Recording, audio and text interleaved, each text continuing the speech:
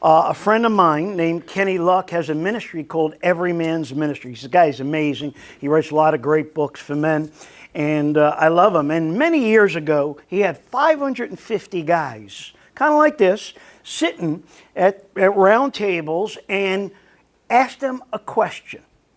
He said, guys, 550 guys, what's the number one disconnect between you and God? Well, what a way to start an event. You know, not what's the number one way you connect with God, but disconnect with God. And I thought that was interesting. Do you know what the figures were and the result of the survey was? 93% of it. Now, these are Christian men going to a men's group. These aren't guys just going to church on Sunday. These are guys that are serious about our faith. Like you. You know, we're here. It's not a Sunday. You guys are serious. 93% of the men, 93% of those 550 men said their number one disconnect is their untrained thought life. Fantasizing, yes, lust is part of it, but anxiety-ridden, fear-driven, the way they operate is driven by fear instead of by faith. 93% of those men. Now, that survey was a while ago, and we've taken some surveys since, and almost every survey we have taken comes up close to the same percentages.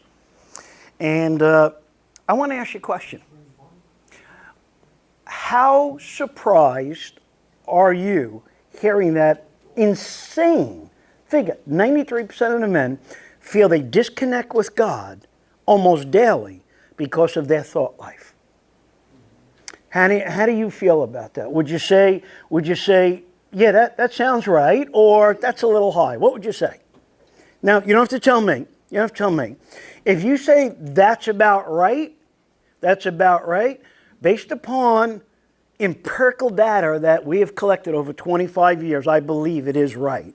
I believe it's accurate. It may have been a high end there that day, but I believe it's accurate. Now, when I heard it 20 years ago, I went like this. Now today, I'm like, yeah, that's about right.